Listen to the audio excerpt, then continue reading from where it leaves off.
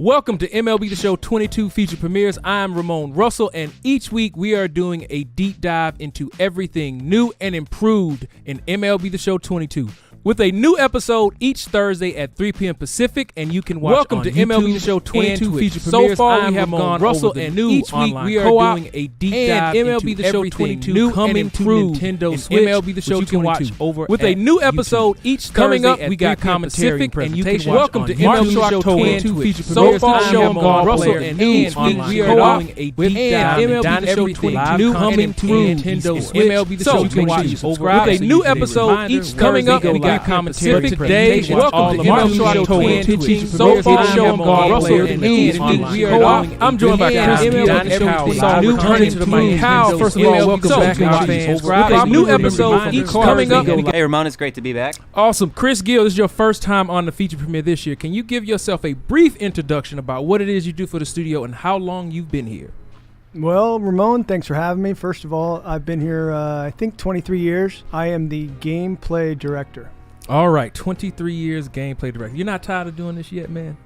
I love it, man. Every year I love it. And these guys that keep coming in, they keep me young. It couldn't get any more fun being up here in the office with these guys day after day. That's awesome. So before we talk about MLB The Show 22 gameplay changes, we're going to take a quick recap and look at MLB The Show 21 and kind of where we ended off with our last patch 117 and how the hitting stats look. So what you're looking at on the screen is all of the swings post-patch 117. It's a little over 3 billion swings. So we're not going to get into any of the specifics, Gil, but what we do want to talk about is our overall approach of how we make this game and how we make adjustments and what we're actually trying to do, especially when it comes to the hitting portion of the game. Yeah, so really, like, throughout this this whole stream, you're going to hear me talk about being realistic. And we strive to be as realistic of a gameplay experience, a gameplay simulation as we possibly can. Baseball is really important to us. So getting our numbers correct is also important. But on the same side of that, it is a video game. So we want to make sure it's fun. And we want to make sure, especially like in the competitive environment where guys are playing head to head, that they feel like they're in control of the game. So a lot of these numbers that they're going to see are going to be a little different for each player that plays the game, depending on their ability, right, and what levels that they play on. So the numbers are going to change in terms of how good you are. If I'm on, veteran versus legend. And so we have to balance for all of those things. And that's a really important thing to note too, right? One thing I will say is I know a lot of people complain about getting, perfect and lining out. And then also people, I guess they say that they call it cheesing in the game, right? Where you get like a little blooper into right field. But I'm here to tell you guys that none of that's going to go away. This is a real baseball game. And it's funny, I was just watching a college game this last weekend, and one of the guys on this team that I've watched them play, I think 6 games now, has just been crushing the ball. Like, honestly, I haven't seen a guy line out more than this guy. I felt bad for him. But then this weekend, he got 4 hits. He got 1 infield hit. I'm talking about 4 hits, like where he didn't make solid contact. He had like 1 infield hit. He had 2 flares into the outfield and another like swinging bunt. And so that makes up for all those lineouts, right, Kyle? Like, that. Kyle played the game. He knows. So it's like over time, those things are going to come back and balance themselves out. Got to stick to the process, right? You keep doing the same thing, right, over and over again. Eventually those results will come one way or the other. Right, and that's why we're showing you these hitting stats. This is 3 billion swings, so this is a pretty large sample size. Like you said, sometimes you line out perfect, but just to look at perfect, you can still see the perfect batting average for every difficulty online in the game is over 800. And this is where we want it to be. And if you look at all of our numbers, when BMI and the gameplay team, when we crunch the numbers fall in line to where we want them to be in the game. Now, that doesn't mean the game is perfect, doesn't mean the game can't be worked on, doesn't mean we're not always trying to make the game better and make our engines better. But more often than not, what you have to always remember is baseball is a game of averages. So when we look at the average of all of your swings and the totality of them, is the ball going where you think it should? And we believe that answer is yes. However, we have a lot of new things to talk about gameplay-wise for MLB The Show 22. So let's get to it. You've seen the data, but let's talk about MLB The Show 22 gameplay, pitching, hitting, and fielding. Let's go. Now, this feature premiere is going to be very different. We're just going to press record, and we're going to talk about everything. We're going deep dive here. PCI anchor, custom practice, par, and much more. So let's grab some chips and soda, get comfortable for a long conversation on gameplay with Chris Gill and Kyle Saul. All right, so now we're going to start talking about some of the new features and changes and additions to gameplay in MLB The Show 22. We're talking hitting, pitching, fielding. We're going to start off at custom practice. What are we looking at, Kyle? Yeah, Ramon. So first, we're going to take a look at a new addition to custom practice, which is fielding. We saw your feedback, heard your feedback, and fielding was resounding a big addition to custom practice this year. So now we're going to give you a few new pretty cool options in there. You'll see on screen, player lock is a defensive option now, hit position, hit type. So you can practice those player lock situations for Road to the Show, working on your double plays, your relays from the outfield. You also can player lock on any position you want, work on catcher. Maybe that's something you never wanted to try Road to the Show. Give it a try in custom practice now. You can here we go, we're going to see it on screen. Take a look what it's like. Try those bunt situations out, practice calling pitches, throws down to first. That's pretty cool new functionality we can see there. And then on screen, you're going to notice on the bottom, those two new pretty cool little options, R3 and the touchpad option. And the R3 is going to give you the ability to reset that play quickly. So balls hit to the outfield, you can reset that right away, kind of similar to the home run derby functionality that we have for you guys. And that touchpad functionality will take you right back into some quick options to set for fielding or hitting or team practice, whatever you may be on. Yeah, for our eagle-eyed viewers, if you've been watching our streams for the past few years, this screen should be a little bit familiar to you, because what we've essentially done is we've given you our tools that we use to test the game in the custom practice for fielding, right, Kyle? Yeah, that's absolutely right, Ramon. A lot of this came about from us just testing internally and realizing, man, this would be a pretty cool feature to put out to the public. Why don't we let them customize the way that they want to practice and play? So yeah, that's what you're seeing right now on screen. So you can finally practice robbing home runs and diving plays. Yeah, so some of the best stuff, though, that I think, honestly, for this is that you can sort in so many different ways. Turning double plays, like Kyle mentioned, is one thing, but like for me, a guy that gives up a lot of hits, I need to practice my defense. So I'll set up situations where I'm throwing guys out at the plate. And then also I'll set up like gappers and balls that are hit into right center field with the center fielders going over, and I got to throw guys out at third using the new perfect throws. It's just a lot of fun. Not only is it fun, you can actually really efficiently get through practice by clicking that share R3 button. Another kind of unheralded feature about having custom practice in the fielding arena is the ability to repeat plays. Why is that so important, Gil?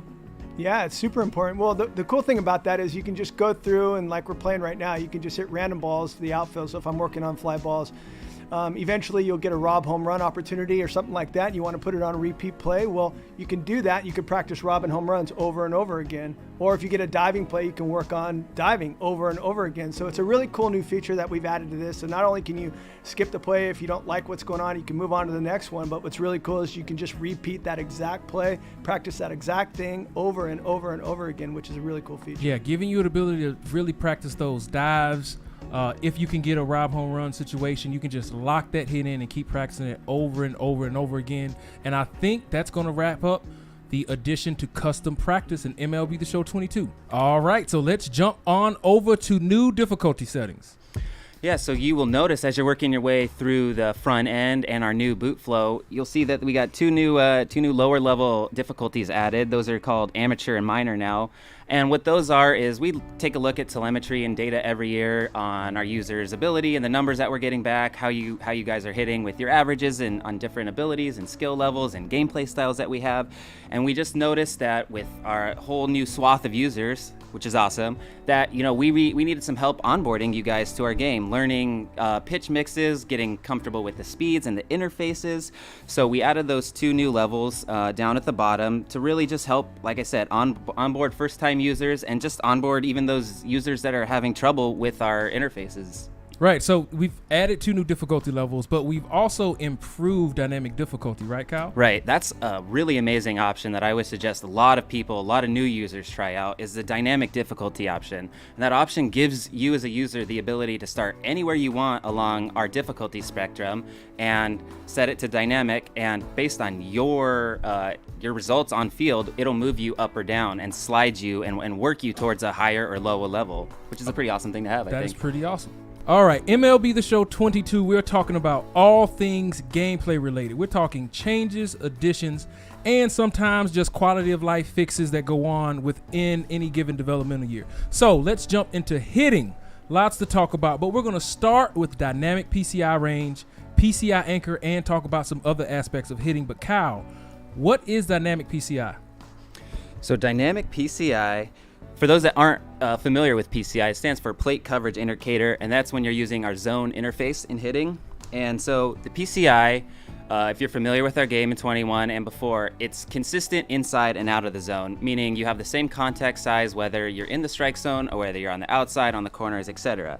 In 22 and going forward, that PCI now scales, which essentially shrinks the further it moves away from the zone. So as your PCI moves outside, you're going to notice a decrease in both the contact and vision portions of your hitting area.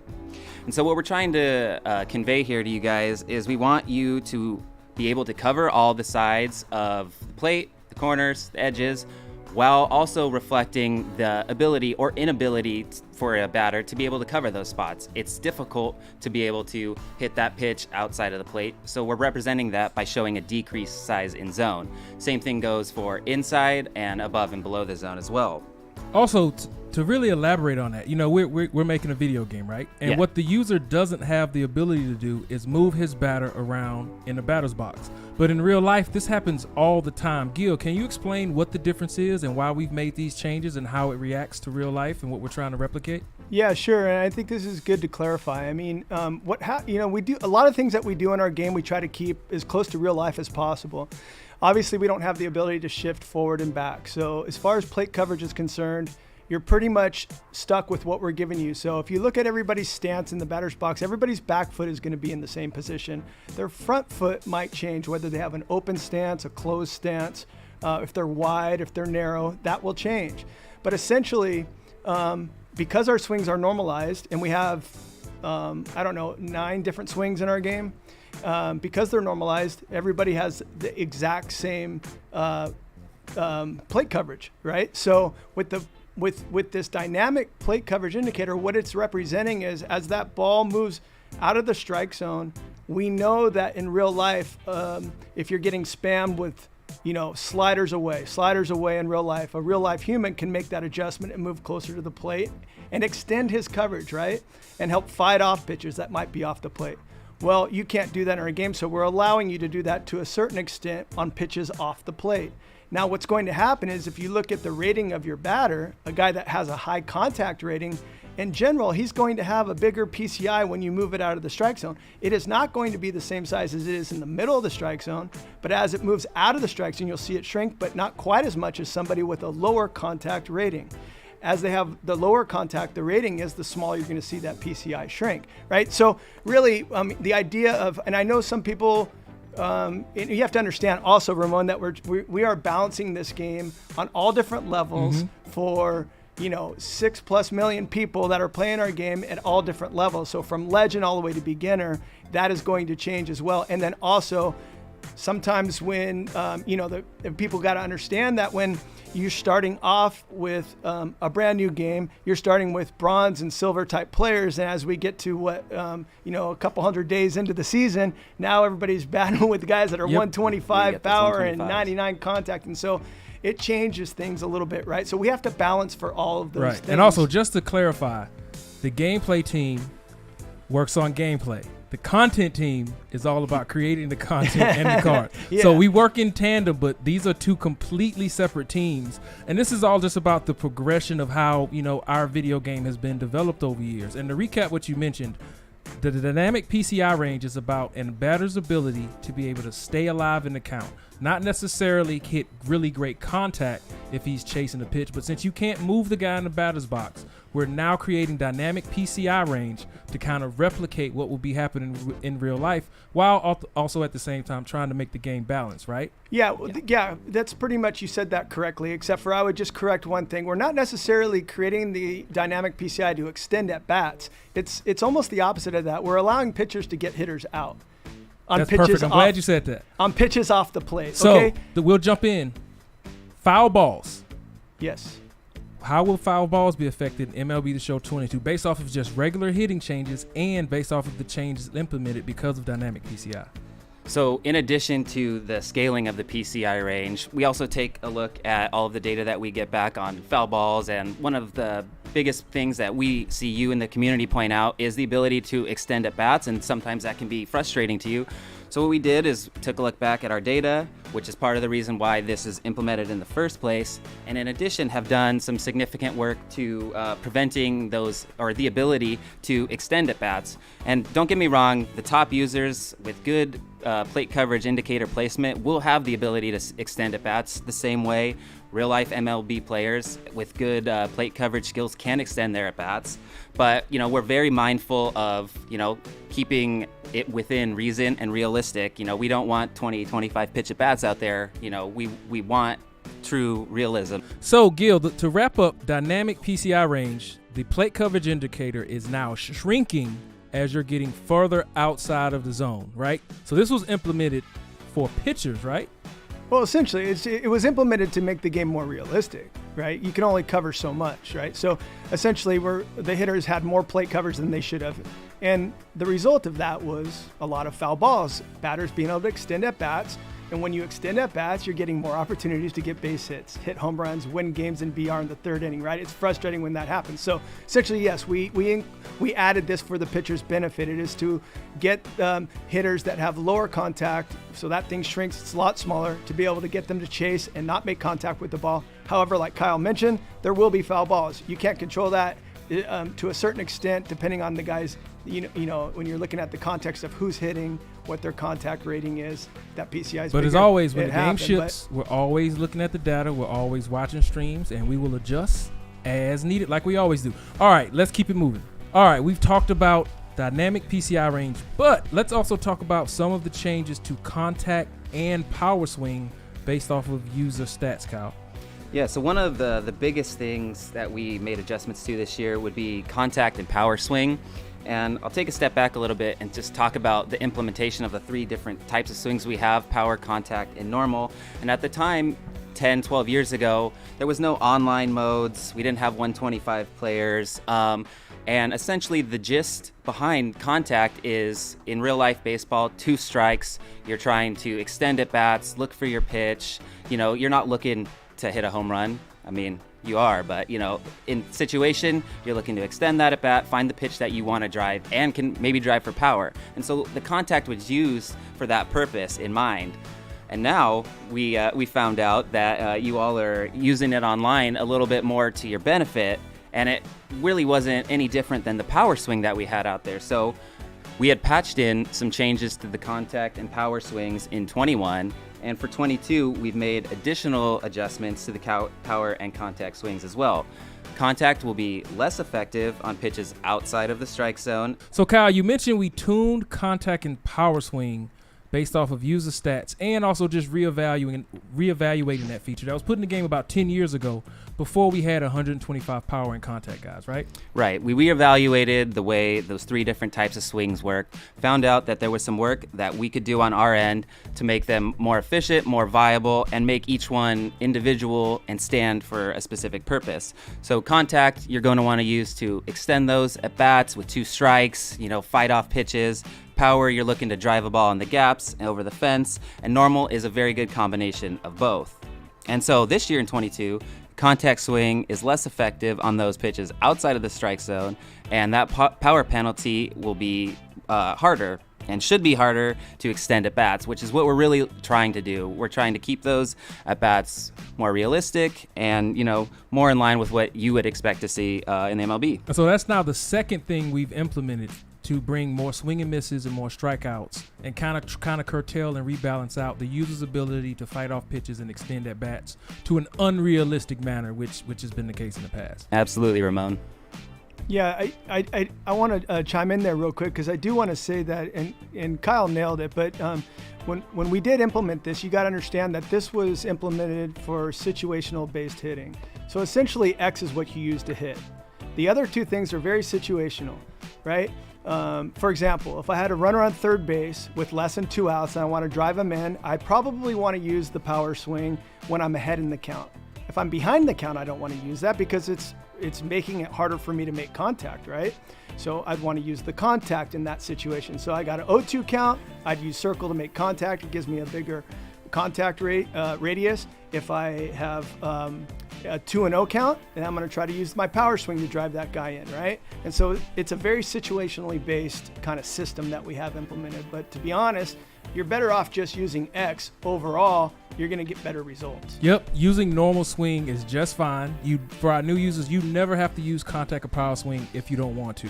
Your power hitters are going to hit home runs. Your contact hitters are going to get on base. You can just use the regular swing all the time if you want to. However, if you want to go a bit deeper, there are all those other two options that people have at their disposal.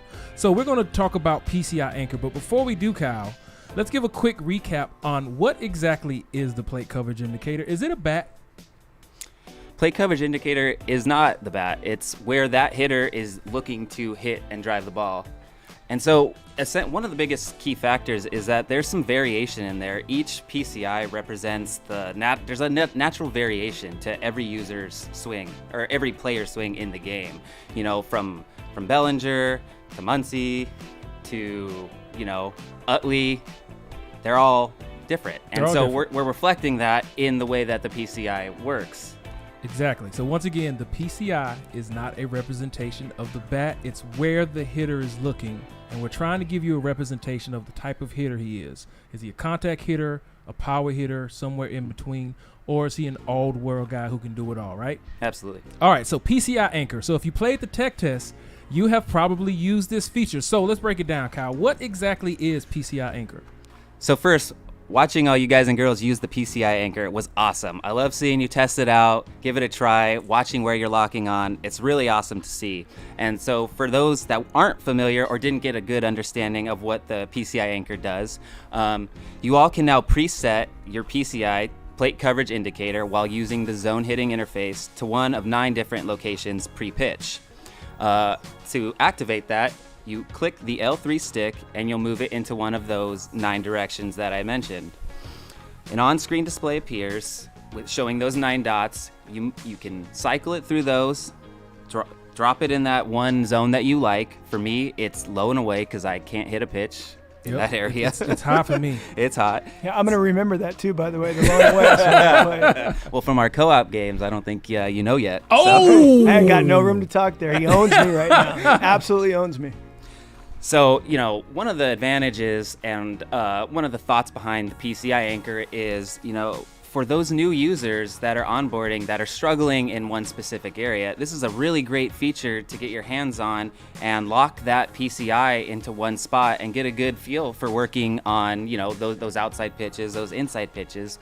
Or one thing that I like to do is, because I struggle with that outside pitch, I lock on down and away, but then I sit my PCI in. So there's a lot of ways that you can really use this PCI Anchor to your advantage. And that's really important because you can still move the PCI, right? Yes. Even though you've locked it. Yes. Yeah. And so one of the cool aspects of that is it kind of changes the sensitivity around your input, giving you finer control to the shorter side that you locked it. So if you were to lock at the top part of the zone, to go all the way down to the bottom is not a full depression all the way down. You only really need to go down about halfway to cover that area, which is a total game changer, and it really kind of reworks that sensitivity and allows you to cover spots that you weren't able to cover before, or maybe just move quicker to one side of the zone that you weren't able to. Let's go over that one more time, because that's the part of PCI anchoring that you couldn't figure out from the tech test.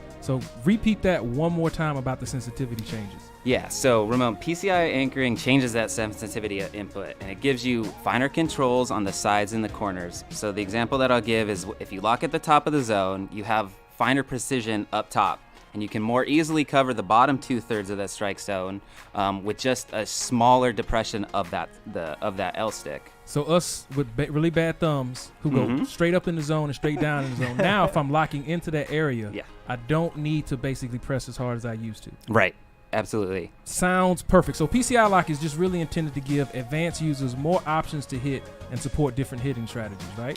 Yeah, that's also another thing to point out. So with it in mind, we had thought that this would be a feature that beginners would flock to, but based off of the tech test and the streams that we were watching, it seems, and I'm very happy to say that the anchor is going to be used for all of our players.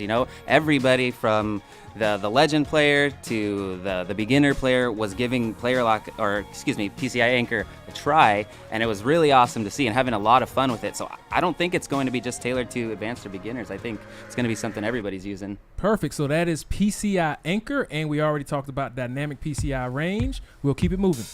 All right, so we're going to do a really deep dive into baseball hitting physics, how it works in MLB The Show 22, how it's worked in the past. We're going to talk about swing analysis. Hopefully there'll be a few changes of swing analysis. We're actively working on it, but we're going to do some breakdowns. So the first breakdown, we're going to watch a video, right? So yeah, we're going to watch this video, but if you want to learn about physics, I'm not the guy. To tell you that right. All right, so that was a pretty tough one to follow there, Ramon. I'm not sure I can do that, but what I can talk to you about is baseball. What we're going to see here in these videos is we're going to talk a little bit about exit velocity based on pitch location. There's been some ambiguity in the community, and I just want to clarify some things about how we're giving our feedback. And it's really important to understand that your exit velo is going to be different. Let's just say all things considered equal. If you have very good timing on a pitch on the inside part of the plate, you're going to have a higher exit velocity on the earlier side. On a pitch down the middle, you need to be pretty much straight, even with the plate, with your bat when it's crossing over the plate. And as the pitch is away, you want to be a little bit later. And what I mean by that, and what we're going to demonstrate here, is you got to get the barrel of the bat out in front when you're hitting. Okay, so on a fastball end, you got to get it out in front. That is going to generate the most leverage that you can possibly get when you're swinging the bat. And so that's why you get more exit velocity on the pull side. Right. So we're talking about just early timing on inside pitches. Yeah, so obviously if you're perfect on an inside pitch, your barrel of your bat's going to be out in front, okay? If you're perfect on a pitch away, the barrel of your bat is going to be pointing to the first base dugout if you're a right-handed hitter, to the third base dugout if you're a left-handed hitter, kind of. It's just going to be slanted back. So there's three different kind of layers to where you're hitting. Right. So essentially, go ahead and play the tape. What you're going to see here is Tatis hitting a couple balls. So on this one here, you can see that we're going to show you how he got the barrel out in front. His exit velocity on a pitch down the middle is going to be a lot higher than it is on the other side. So it's 109. He gets 109. We're going to take a look at the exact same pitch location, but move the timing, right, Gil? So what are we looking at? Yeah, so basically what we're looking at is a pitch right down the middle, and we're showing the early side for the 109, and then this is going to be on the late side of good. That shows, I think, 104, something like that. So you're just going to show that they're both good, right? You're going to have good, but you're going to have a little bit less exit velocity going the other way on a pitch down the middle. So, Gil, we're looking at this swing graph. Can you explain what we're looking at? Yeah, and we touched on this stuff, but I just want to do a close-up view of this so you just get a better idea. And what I just showed you in that last video was pitches down the middle. Here's a pitch on the inner part of the plate. And what we're doing with this graph, we're showing you where your bat needs to be in order to get a pitch that's on the inner part of the plate. You can see the angle of the bat. You can see that the bat head is out in front. And then on the right side, you can see the away pitch, and your bat angle is back. And you can see that both of these hits were outside of good. So one was probably early and the other one is late. but it's just a good representation of showing you the bat angle when you want to pull the ball, when you want to hit the ball the other way. Again, when the pitch is away, you're going to gain more exit velocity being on the later side of perfect, and on a pitch's end, you're going to gain more exit velocity on a pitch on timing that's a little bit early or right on perfect, on the early side of perfect. Yeah, really pay attention to how the green area is shifted. Look at the inside swing. There's so much more green area above the plate because that's an inside pitch. Yeah. Being just early on the inside pitch, it's not a bad thing, so you have more leeway there. When we're looking at the pitch away, you can see that green is further pulled back. Remember, swing analysis is two things. That swing info, that's one-to-one with the swing that you just did, and it's very important. So don't just look at the contact. You want to look at that swing info, and I'm glad we took the time to break this down, Gil. Yeah, sure. And I want to show you one more video, so let's get that up there. So before we play this video, I just want to explain it real quick. You're going to see 4 different hits by Machado here. And what we're going to demonstrate is how important it is to stay behind an outside pitch. All the things I've already talked to you guys about and how I explained real life hitting and how it works almost parallel to our game and how you want to hit. We want to stay behind the outside pitch. And so I'm going to show you what happens if you do that. And I'm also going to show you what happens if you kind of roll over. So go ahead and play the video. So the first pitch here is going to be a foul ball. He's just laid on it. But what you're going to see here is an exit velocity of, let's see, it's coming up here. 98. Okay, so 98, and he's just late on a pitch on the outer half of the plate, right on the black. On this example here, you can see that I pulled it very early, so you're going to see a huge discrepancy in those miles per hour in the exit velocity, 69. And that's because he's rolling over on an outside pitch. He's got to stay behind the ball. In this example, I rolled over again, hit a ground ball to the shortstop. You're going to see a little increase in the exit velocity because I'm moving more to the right side.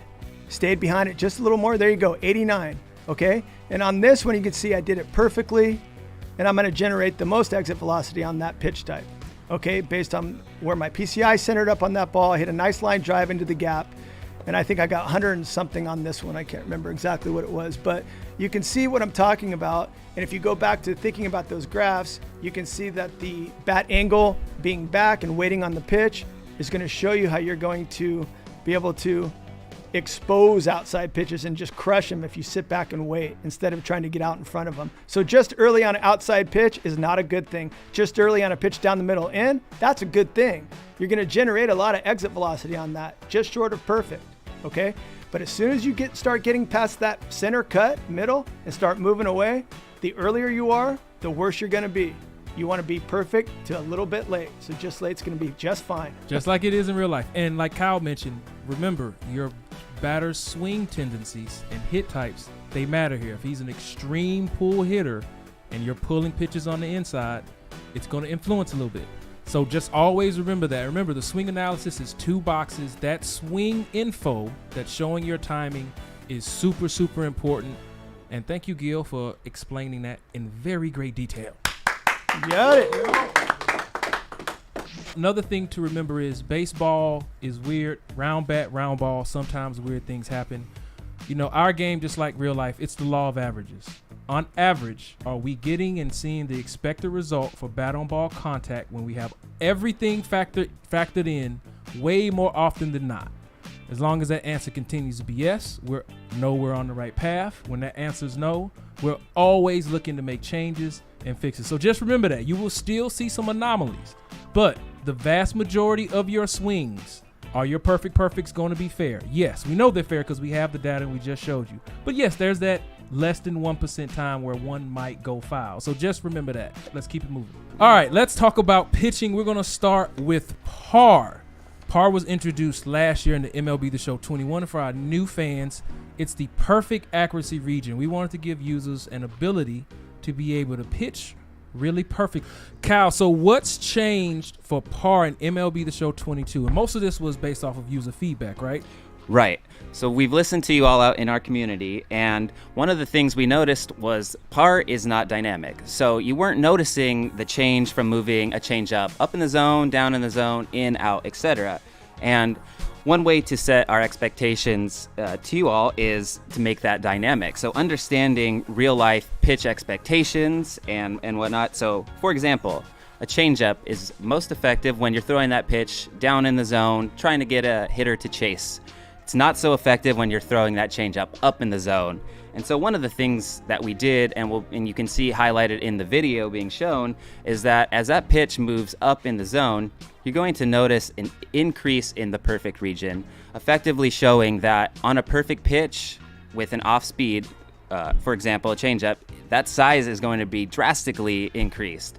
And so proper pitching technique would, kind of infer that you want to keep that pitch down in the zone. So if you knew nothing about what a slider does, what a knuckle curve does, what a changeup does, you'll have that expectations as a new player to our game or a returning player to the game. You'll know exactly what to expect on that slider up in the zone, on that slider down in the zone.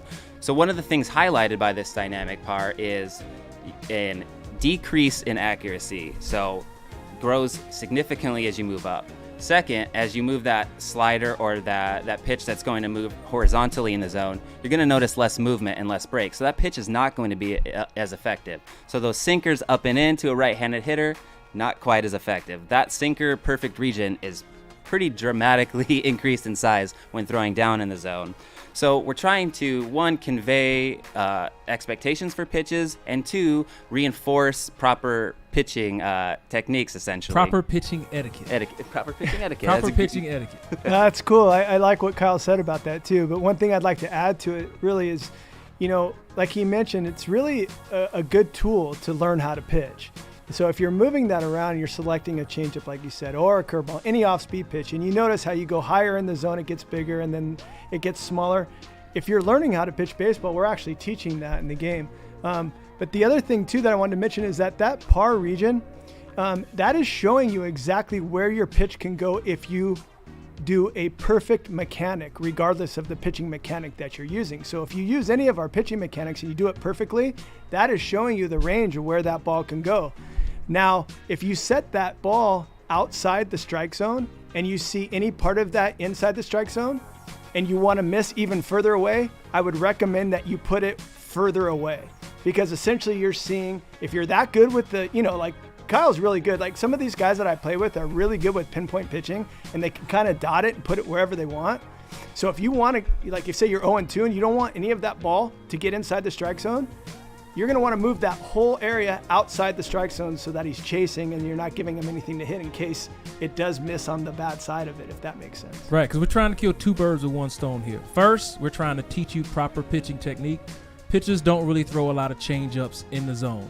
Two, we're combating some exploits where people were spamming sinkers in the zone. So one, sinkers aren't going to be as effective when you're throwing them high in the zone. Two, it's going to be much harder to more consistently be able to execute a perfectly placed pitch in a spot where it's normally not thrown a lot, like high sinkers, high curve balls, right? Absolutely. And I think you touched on something there with that sinker. One thing to note, I think you all be very happy about that, is we've taken a look at our outlier perk and made a few adjustments there. You're going to notice a higher accuracy penalty on that outlier, as well as a small decrease in miles per hour. And that's just based on all of the feedback that we're getting from all of you out there. And keep it up. We love it. We love to see it. And we think that those adjustments to the outlier perk will just make for a little bit better cat and mouse dynamic at the plate between pitcher batter. Kyle and Gil, thank you for that par explanation. Remember, perfect accuracy region, it was introduced into the game last year. It's been out for a year. We heard your feedback. We made some pretty substantial changes to it for MLB The Show 22. We also made some changes to our different gameplay styles and some of the pitching methods. Kyle, you want to elaborate? Yeah, Ramon. So going forward in 22, casual gameplay style is easier. Competitive is a little bit harder. And specifically when you're using pinpoint on that competitive, we made that I would say it's a lot harder. Oh, a lot harder. I like that. You all got really good at that really fast, and so we needed to make some adjustments this year to make the direction particularly a little bit more difficult for you all. Off-speed gesture accuracy is easier to get good, and fastball's a little bit harder. And like always, we always reevaluate our different pitch types, like sinker, circle changes, to make sure that they are effective and there's no meta going on in our community. Right, and for our new users, when we're talking about gameplay styles, it is independent of gameplay difficulty. So gameplay styles, we have 3 of them: casual, simulation, and competitive. If you're playing online, it's defaulted to competitive, correct? Yeah, that's correct. So with competitive, we weigh user skill a little bit more than player ratings, right? I would say a lot more. A lot more. Casual, what's the difference with casual? Casual is if you've never played the game before, or you love hitting tanks all the time, and that for those that don't know, tanks are home runs, you're going to want to hop on that casual. What we do is we help onboard new players to the game. Those timing windows are a little bit bigger. We tend to onboard you with fastballs down the middle, and then as you gain skill, mix in a few off speeds here and there. But really, it's about learning baseball, learning our interfaces, and having a good time while playing MLB The Show. Perfect. And rounding out that list for gameplay styles is simulation, which is split down the middles, 50-50, your user skill and the player ratings. Now, that is different from difficulty level. Difficulty level is how hard is it to pitch, hit, and field, correct? Correct. All right. Anything else when it comes to pitching changes? Just once again, just generally competitive tuning. It's all based on feedback and data that we get from games that are played in the community from the start of launch up until now. And so, like I said, we've adjusted specific pitch types to be less or more effective. Sinker specifically up in the zone, off speeds generally up in the zone, and yeah. And the closeout, since we're about to stop talking about pitching and hitting, go on to fielding, there are so many more under the hood changes that Brian Ma, our senior programmer, who basically lives this stuff, that he's done, and it's all based off of feedback and data. So many changes go on, not just in patches, but throughout the years. So you're going to notice a much, much better game in MLB The Show 22 when it comes to pitching and hitting, due to the things that we've talked about and some other stuff that we haven't even talked about. 100% right, Ramon. All right. Let's talk about fielding. All right, we've talked about pitching and hitting. Now let's bring it on home with fielding. If you played in the tech test, you probably noticed, but we've added perfect throws to every base. Right, Kyle? You got it, Ramon. One of the things that we love to do, we put it in for home. We like to expand on features that we put in the game. And so the new addition for 22 is perfect throws to second, third, and home as well. Last year, we introduced perfect throws to home. Now we have perfect throws to any base. So, Gil, the big question everybody's going to have is, what is the difference between a perfect throw in MLB The Show 22 as opposed to a good throw in MLB The Show 22? You got something to show us? Yeah, we're going to show this video, but before we roll it, I just want to say that myself and the other guys around the building, the guys who have been playing this is a game changer. The same way I described the plays at the plate, when we incorporated the perfect throws at the plate, it changed the way the games were played. Because before that happened, guys were sending their runners home knowing, based on the animations that we had in the game, that they would make it in safely.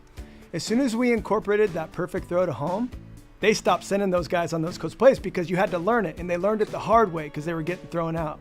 So when you can throw the ball on a dime and hit and nail the guy at the plate, it makes a big difference on what you do offensively and then also what you're doing on defense.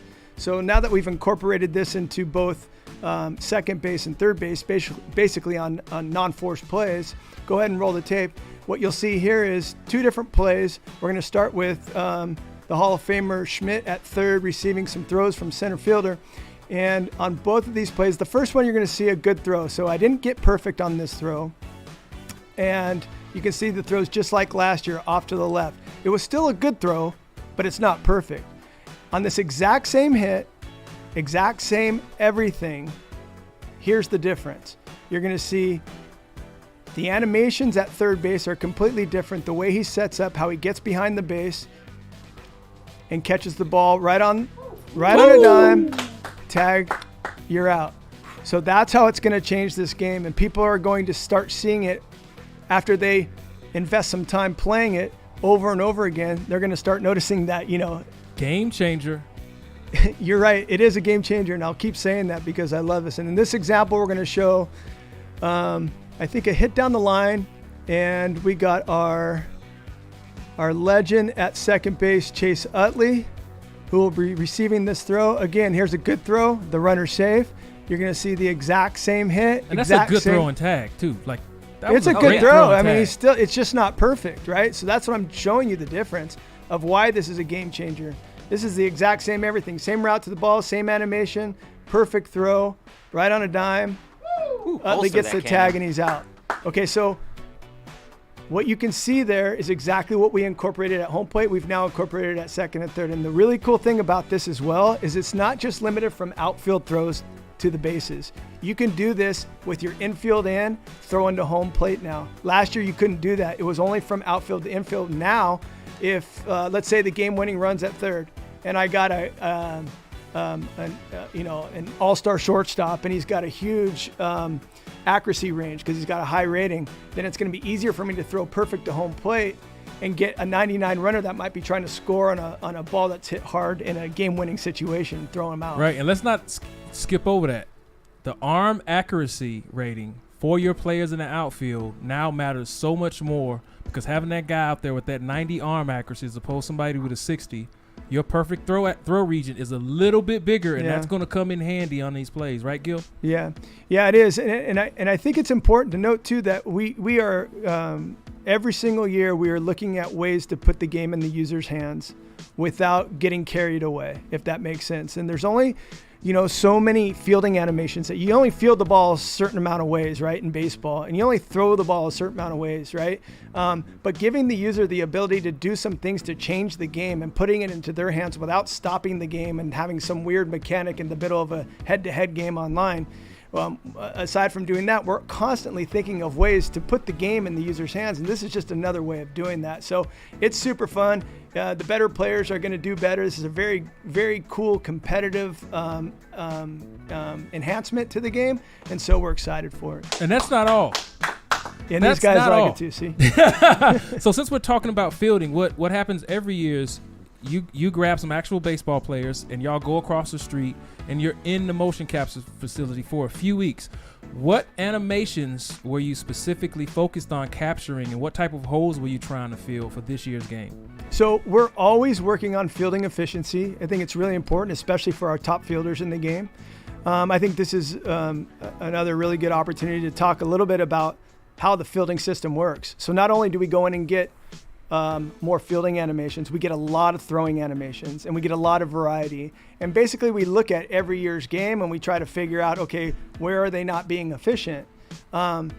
One thing I want to drive home to all the people that play our game is that it's extremely important to branch your throws. You're going to get the most efficient throws in our game if you can preload your throw. And what that means, for those of you that don't know, it means that you have an opportunity all the way up to the catch attach. So when they catch the ball, all the way up to that point of throwing the ball before they get it. If you do that, you're going to get a nice flowing animation that's appropriate for that situation. So for example, if there's a ball hit in the hole between third and short, and your shortstop goes and gets the ball and he's got to set up to throw to first base. If you got a runner that's like below average runner, he has time to set up and make a throw. If he's a speedy guy, he's got to get rid of the ball. But what's important to also know is that fielding ratings matter.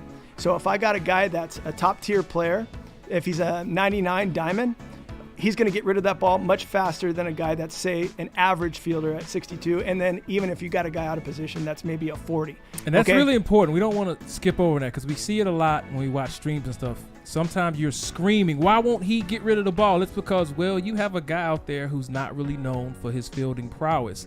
So he's only going to have access to certain animations. Mm-hmm. But your gold glovers, the guys who are known for their glove, they have access to more efficient and faster animations, right? They do, and I really want to drive that home, and I want you guys to play this back and play it. And when I hear that some guys aren't being efficient in the field, it's hard for me to hear because I know how many animations we have in this game, and I know how they're being used. So it's really important that you understand, and I'll give you another example. Let's say with a shortstop that's making a running backhand catch. If you got a 99 guy, he's going to stop on a dime and throw that ball to first base across the diamond. And if he's got a good arm, then he's going to throw it even harder. If he's going to do a running throw, he's going to catch it and jump and throw, or he's going to release it in one step. If you got a guy that's one tier below that, say the guy's like an average 62 guy or 68 guy, he, not every single time, but consistently will take one extra step before he can release that ball.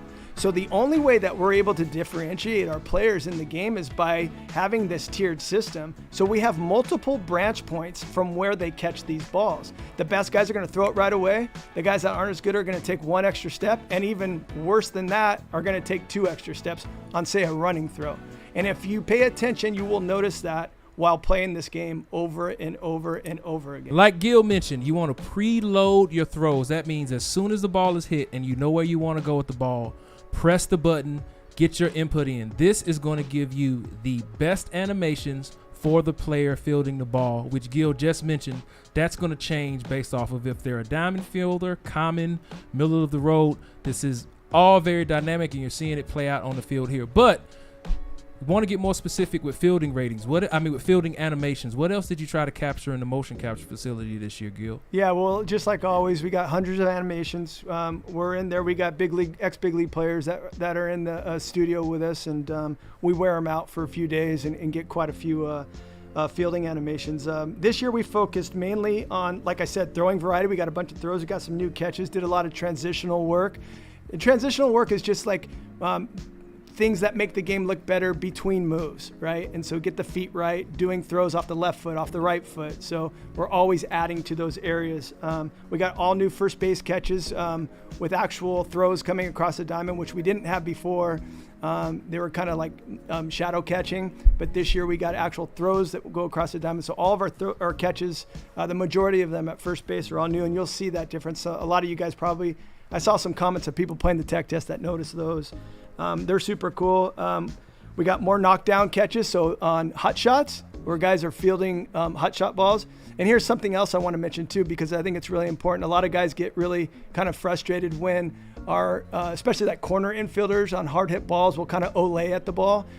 So we added logic this year, and this is really important to note, where they're going to use basically, I call them knockdown catches, where they just try to get their body in front of the ball. So if they can range to the right or to the left on hard hit balls, they're going to try to knock those balls down instead of just olaying them and letting them go into the outfield.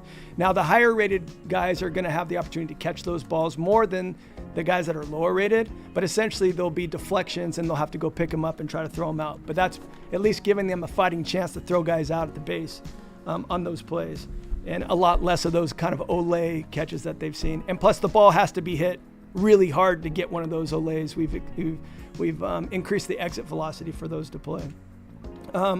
We got a bunch of new stances. We got a bunch of new pitching deliveries. I got a new swing in the game. A lot of new celebrations that I'm sure will be shown in our presentation videos. But some new setups at the wall, some new dives we've done, and yeah, just tons of new animations. And so that's just kind of just like a quick list and shout out and the things that we've done, but we're always expanding. You probably saw it, the Euro Step by Jazz. It's also in the game. We're always trying to improve on our player likeness, and that's just one of the many animations that we put into the game, and not all are just for show and flash. Most of them, the vast majority of them, are for gameplay purposes, like Gil mentioned. So we've talked about a lot today: pitching, hitting, fielding, new custom practice. Did we miss anything, guys? I don't think so, Ramon. I think we got it all. Gil? Well, we left some surprises for you guys for the game. We can't tell you everything, but all right, we can't tell you everything. I take it back. We left some stuff out. Oh, we left some stuff out. We left some stuff out on purpose. Apparently, Gil left some stuff out on purpose. I can't talk anymore, man. My voice is done. I'm shot. All right, so that's going to wrap it up for us. You know, like we just said, we talked about hitting changes, pitching changes, fielding changes, all new animations. We gave you a lowdown on some of the new difficulty levels. Custom practice now has custom fielding, so you can field your double plays. We listened to your feedback, gave you PCI anchor. We have dynamic PCI range. We even made changes to par, and when the game ships, we'll also continue listening to your feedback. All right, that was a long conversation. We really hoped everybody out there watching enjoyed it. Chris, we want to thank you for joining us. Kyle, we want to thank you for joining us. Anything before we go? No, just can't wait till you all get your hands on the game. Yeah, and just like every year I say, I really appreciate all you guys that pick up our game and play it. We really look forward to your feedback. The constructive criticism is always welcome here. We are looking at everything, so please, if you guys have feedback for us, give it to us. And remember, you can reach us on theshow.com or go to Discord. Well, I think we covered everything, guys. We hope you all enjoyed the gameplay feature premiere for MLB The Show 22. Tune in next week. It's all commentary and presentation.